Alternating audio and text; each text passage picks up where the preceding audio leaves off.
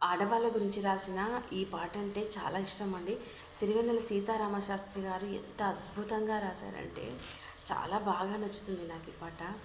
ఏంటంటే అపురూపమైనదమ్మ ఆడ జన్మ, ఆ జన్మకు పరిపూర్ణత ఇల్లాలమ్మ, పసుపు తాడు ఒకటే మహాభాగ్యమై బ్రతుకుతుంది పడతి పతే లోకమై, మగని మంచి కోసం పడే ఆర్తిలో సతిని మించగలరా మరే ఆప్తులు, ఏ పూజ చేసినా ఏ నోము నోసినా ఏ స్వార్థము లేని త్యాగం, భార్యగా రూపమే పొందగా అపురూపమైనదమ్మ ఆడ జన్మ, ఆ జన్మకు పరిపూర్ణత ఇల్లాలమ్మ, కలిమిలేములన్నీ ఒకే తీరుగా